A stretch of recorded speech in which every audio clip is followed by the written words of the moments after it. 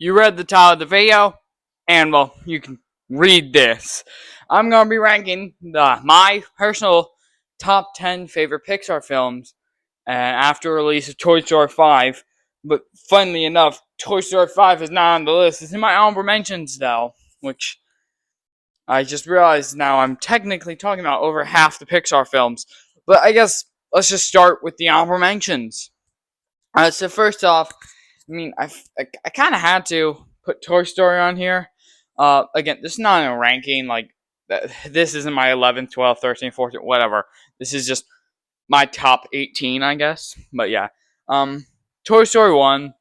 It's the first Pixar movie and first CG or 3D animated film ever, which is partly why it's kind of ugly. I'm not gonna lie. I was talking to someone and they were like, "Oh, Toy Story 1, it didn't look that much different from Toy Story 5." And I'm like, "Do you have eyes?" Like, not really, but I'm just like, "No, you are factually wrong." Um, like Toy Story 1, it's a great story. Um, I won't say the best villain because there's not really, is Sid really that big of a villain? I don't know. He's just a kid who plays with toys. He's just bad with toys. Come on. Anyways, it's a great movie. It's just not great enough to get on the list. Which, by the way, I think all of these are great movies. Like Coco, I know is one that everyone has on their list. A lot of people have it on their list. Monsters University, great film. These are all great. All these are great movies. Toy Story just has a very, very good resume of or filmography, I guess. But normally you just use that for directors and actors, never a studio. Do you use filmography for studios? Anyways, my point is that you know, Pixar is very consistent. Like, I like DreamWorks more because I would say DreamWorks, when they're at their peak, deliver better products. Like, the best Pixar movie is not as good as the best DreamWorks movie, but the worst Pixar movie is nowhere near the quality of Megamind and the Doom Syndicate. Oh my god, that movie was awful. Anyways, like, I think it's a very consistent studio. Of course, there are more consistent studios. Like, people, I know I haven't seen many films of theirs, but people love Studio Ghibli and how consistent they are. But Pixar is insanely consistent. Think about it. How many films? There are very few films of theirs that I am like, yeah, that's not good. And not even bad per se, just not good or not above a 7 out of 10 or a 7 out of 10 or higher. Like, the one I think of is Brave. No, not like Brave is okay. Like Cars 2, The Good Dinosaur, Lightyear. Eh. Then there's probably some other ones. But, like, there's really not many Pixar films. Oh, I guess Turning Red. I didn't like Turning Red that much. But there's not many Pixar films that come to mind where I'm like, it's bad. Out of all 31 of their films, I'd say about 25, 24 of them are good. And most of them, like 20 of them, are great to really great. Like Toy Story 1. Cars, I do think, is a bit overrated. Not in my top 10. Maybe I need to rewatch Cars. Oh my god, I haven't seen Cars in a while, but I don't remember it being all that great. It was. Again, sorry, I don't remember it being like the peak of Pixar. It was a great movie, just not that great. Monsters University. I already said it's a great movie. Really like it. I watched a video of someone putting it at their number one Pixar movie, and I'm like, what are we doing? Monsters University, great movie. Not my number one. Coco is a very, very good movie. Really like the plot. The animation's gorgeous. The twist villain is actually really good. Better than any of Disney's. And yeah, I really did like it. Also, the songs are pretty neat. Onward is so overhated. I think it's really just that it came out during COVID, so no one saw it. But it's a good movie. I liked it. I thought it was a heart-touching story, although I did think it was Disney for the longest time, not Pixar. I thought it was Disney. But I thought it was very good. Luca is another one where I'm like, yeah, it's very good. I actually really like Luca. It's a very rewatched film. It's so rewatchable. That's one thing about Luca. I think I've seen Luca. Maybe like it's one of my most rewatched Pixar films because it's just a film where it's like, hey, you want to watch it, and then you're never gonna say no. You're never gonna say no to rewatching Luca. I feel like it's just that good. And these two are both great sequels. Um, Inside Out 2, honestly, I don't think it's all that much worse than Inside Out 1. Like, it's an insanely good sequel. And it's one of the movies that I feel like is definitely deserved of a sequel. Like, Inside Out is such a brilliant concept, and it could go on so long. And then Toy Story 5, okay, I get it. Toy Story 3 was the definitive ending of Toy Story. Then they came back for Toy Story 4, then gave us another definitive ending. And then they're back again, except they want to make a sixth one. But I'm kind of happy about that. Toy Story 5 was a very good movie. I actually thought it was a great movie. Um, like it's like an 8.7 for me. It's so good. I really like Jesse being the protagonist. I like their take on technology. It's not just all technology is bad. Yada yada. Honestly, watch the movie. It's very good. You've probably already watched it. I would be shocked if it didn't make $1 billion. Anyways, oh my god, like 6 minutes, bro. Okay, so starting off my top 10. I know this is long honorable mentions. Number 10 is Finding Nemo. This was another one that I kinda didn't want to put on here, but I think I would have been murdered, and I remember really liking it. It has a good father-son story. It's a very classic Pixar film. I think it's the fourth Pixar film ever made. I could be wrong on that. It's one of the very early ones, and for that, it's very good. I really liked it. This is a funny film. There's some good side characters. I mean, Dory got her own movie. Uh, Dory's a she, right? Anyways, Dory. I like Dory. Marlin, Nemo. They're all good. It's a good movie. Um, yeah. Honestly, I do. Some of these movies I definitely need to rewatch. It's been a long time, but you know, still gotta watch them, man. Anyways, at number 9, Soul. Hold up. Soul, maybe like, so you're putting Soul above Toy Story, Monsters University, Toy Story 5, Inside Out 2, Luca, whatever, Finding Nemo. Yes. Quick cut. I think Soul is a good villain. I do like the villain. He's pretty fun. I think his name was Jerry, if I remember. Good villain. Um, some great animation. It was a very good looking film. I mean, Pixar's pretty good at making their visuals look, good. It's a very heartfelt film. I really like how it is. How like he dies and he's like, I don't want to die, so he goes and lives some more and all that. It's a great concept for a movie. It's like it's a great concept. Like you think of it and you're like, wow, that should be a movie, and then now it's a movie. And yeah, I do really like Soul. Very good movie. If you haven't seen it, because I think it came out during COVID, I actually remember watching it like sometime late December in I think 2021 or 2020. I forgot, but it's a great film. Really great movie. Anyways, at number 8 is Up. Sometimes I think this is DreamWorks.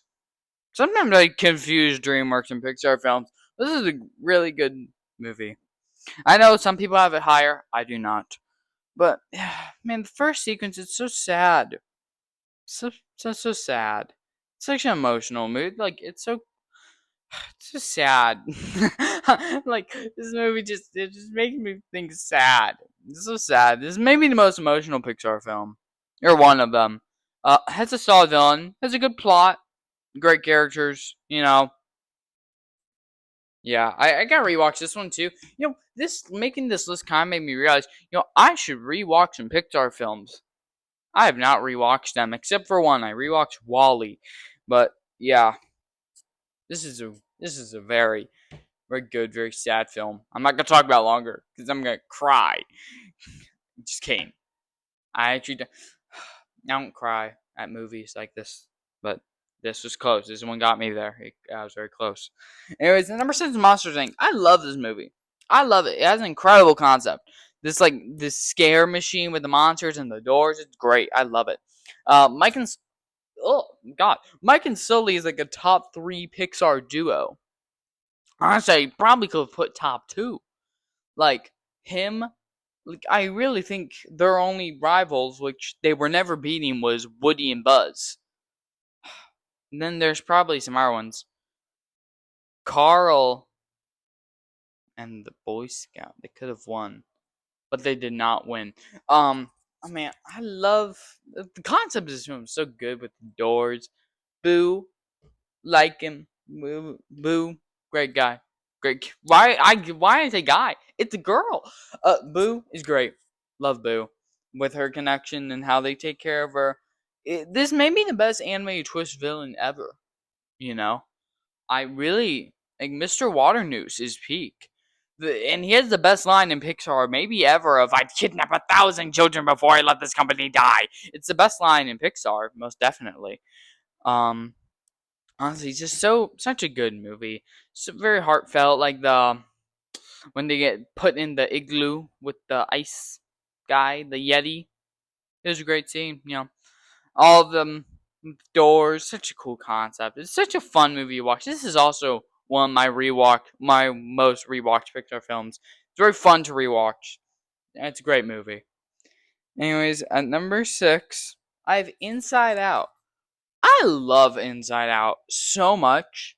This may be a bit high for some people, but it's so good. This is the best I'll say this is the best concept of any Pixar film. It is brilliant. I have zero issues with it. It's so immaculate of a concept. I love it. I love it so much.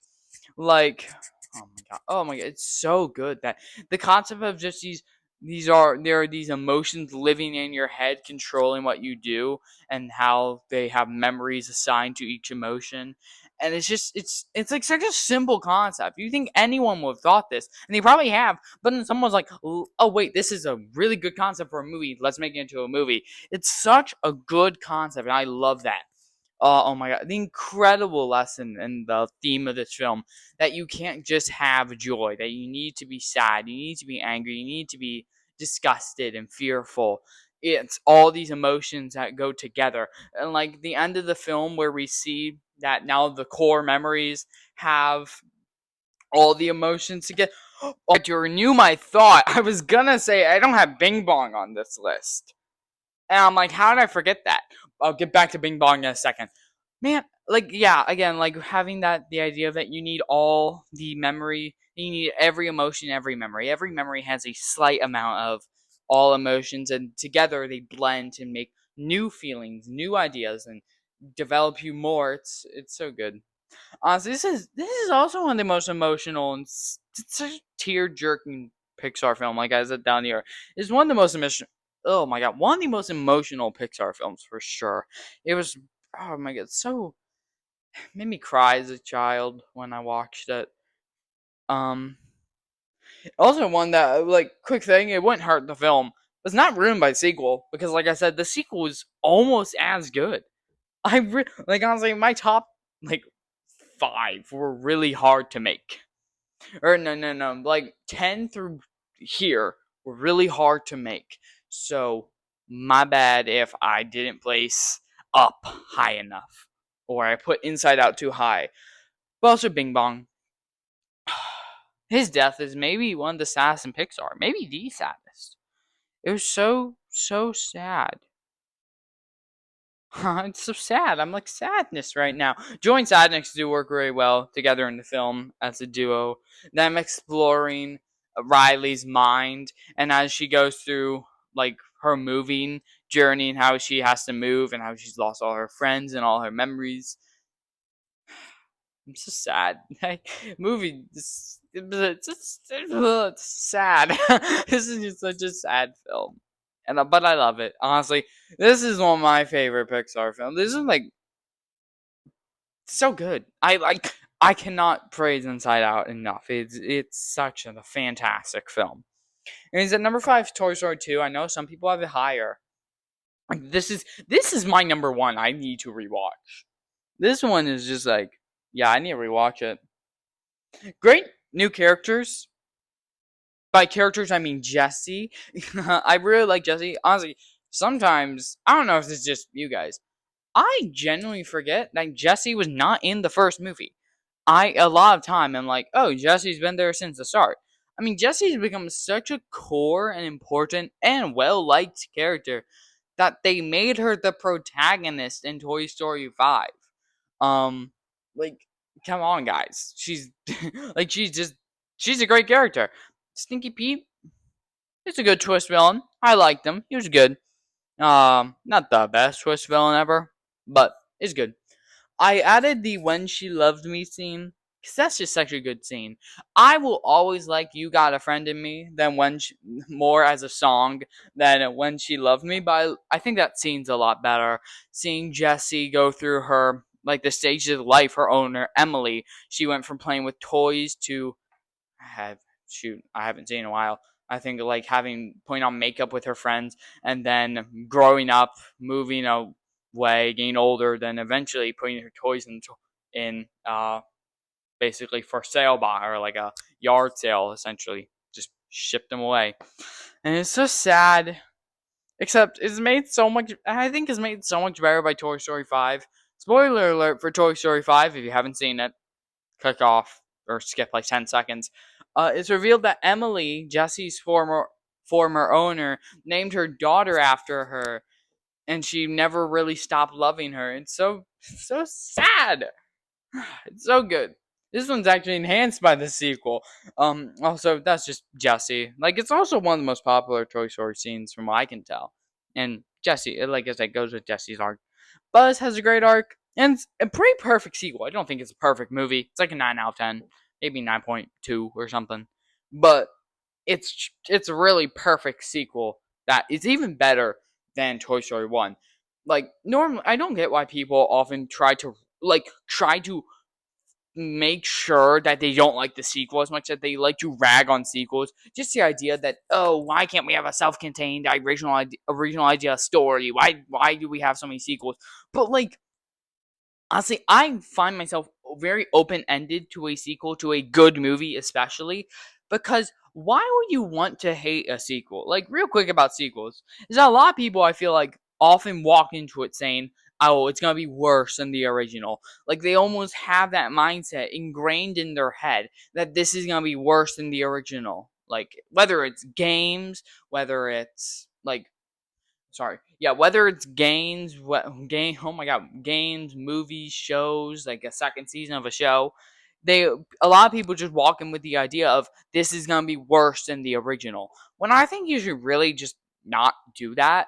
I mean, come on, why would you want the whole point of a sequel and the goal of a sequel is to not only be equal to the original but better. That's kind of the whole point of why you expand. You would only make another film if you want to make it better, not worse. So why would you? And that's what you should want. You should want a movie to be good and be better than the prior film. Like I walked into Toy Story 5 being like, okay, sure, we don't need one of these, but it has a great concept and it could be really good. And guess what? It was really good. And there's other examples like this. Like there's sometimes where definitely the first movie's better or first game. Like I know I made a video on this, so hopefully I have an audience for it. But like Fortnite, I still think Chapter 1 is the best chapter, but I'm not willing to never think that again. I mean, of course, I do think some changes would have to be made to the game, like getting rid of bots, like you know, keeping weapons around, making longer chapters, things that make chapter 1 so great. But if a chapter does that, then you know what? That may be my favorite chapter. Again, I really like this sequel. This is a perfect sequel. People, get better ideas about your sequels. Sequels should be good. Anyways, next up is Ratatouille. Ratatouille. Some beautiful animation. Honestly, such good. Like especially like when he's tasting the soup and he sees all the flavors around him. Such good animation. Uh, Great comedy. It's a pretty funny movie. And there's a lot of memes like throwing the food inspector and the chef in the closet. Of course, him trying ratatouille. Wait, ratatouille. It seems wrong to say as a food because it's a food. I know it's like. Well, in the movie, they just. By the way, fun fact: in the movie, when they cook ratatouille, that's just not ratatouille. If you want to know, that's just not the dish at all. It's nothing like what it actually is. They just they took the actual ingredients, but they didn't cook it right. They didn't serve it in the right form. It's just wrong. But honestly, I don't care. It's a great scene. Great story, fun characters. Yeah, very fun ride and great watch. Another one of like a very rewatchable Pixar film. Which I mean, if you're which isn't always a bad thing. I mean, sometimes you rewatch films that aren't the best, but if you're rewatchable, that means you're at least good. And if you're rewatchable, that means that you want to keep on watching it. That hopefully it gets better every time. You know, Another example for me, I love like Knives Out, Glass Onion. It's the only one in trilogy that I've rewatched, but I bet every other one that I rewatch it that it would get better. I really should rewatch Knives Out. Knives Out is an incredible film. But the Glass Onion, whenever I rewatch it, I just like it more. And whenever I look at clips and see it, watch it more, I just keep on liking it more because it's a great movie. Ratatouille, great movie. Now here, sorry, Toy Story 3 is my third one, but here is where we start getting to films that are truly incredible. If you said they're 10 out of 10 masterpiece, okay, I'm strict on the term masterpiece, but if you say they're 10 out of 10, which most people say, oh, if it's a 10 out of 10, it's a masterpiece, I disagree with that. But if you say these are 10 out of 10 films, totally agree.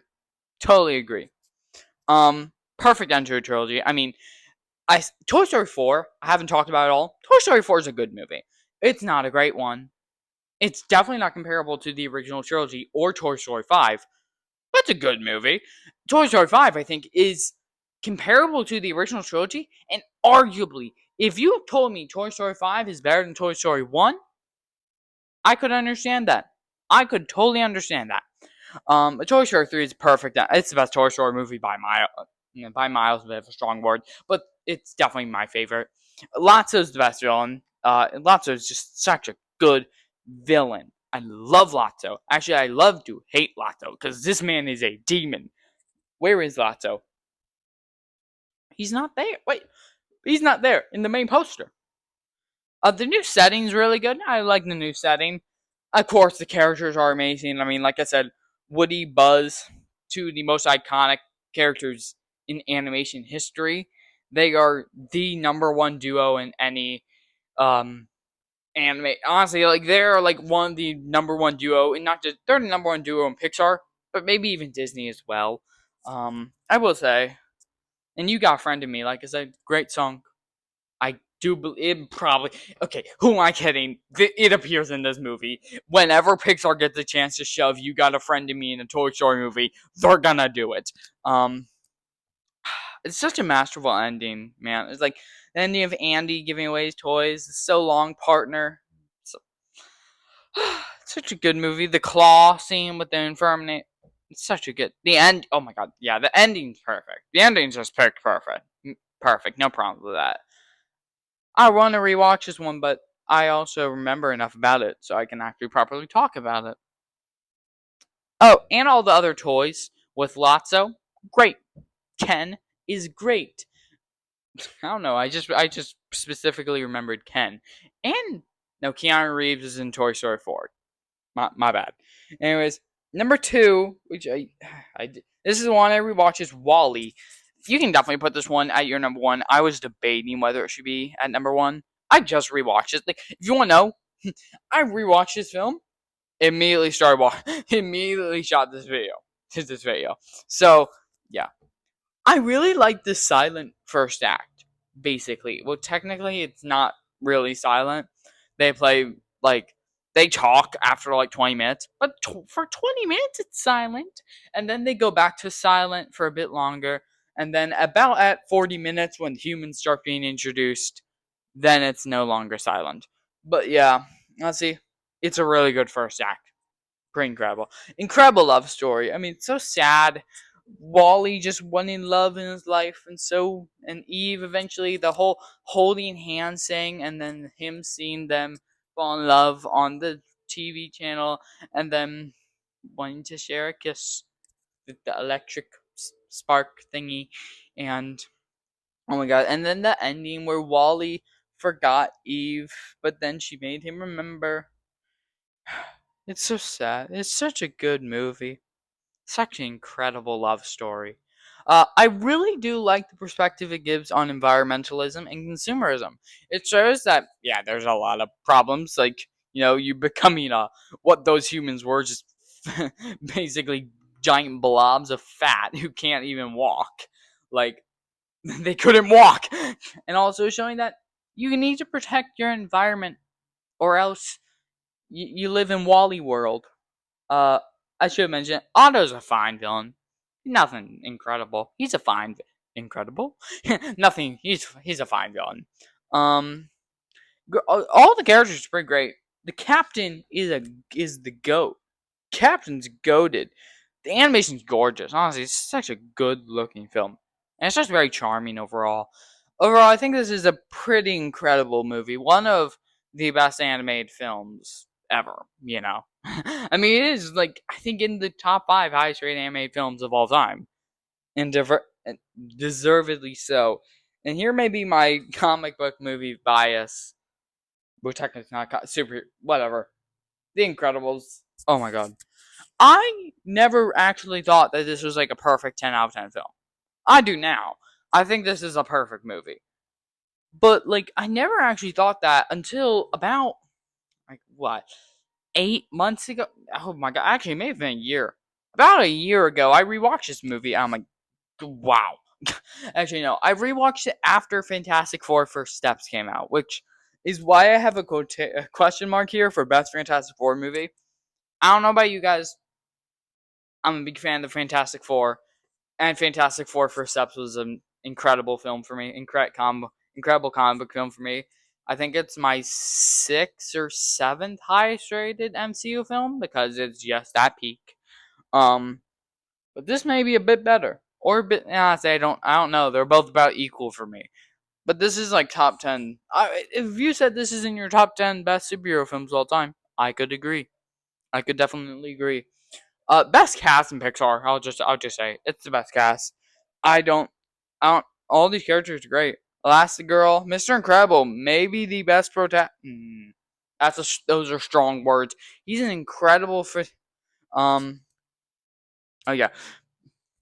Sorry, I was reading my chart. And I was like, Frozen was immaculate lore. Anyways, sorry.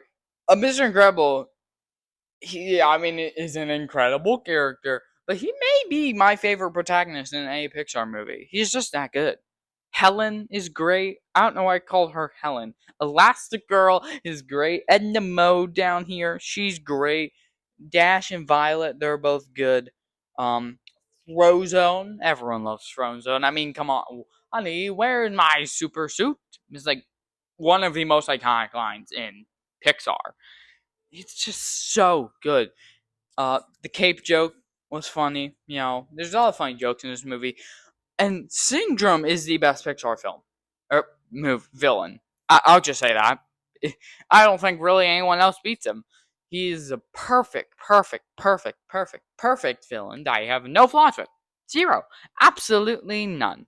And, like, oh my god. And, like, sure, he's not the best twist villain, but, like, you generally, like, on a rewatch, you really forget how long it takes for Syndrome to show up. That on your first watch, it's totally understandable to forget Incrediboy at the beginning. Because it takes about an hour for Syndrome to show up, which is a long time. I mean, it's a while.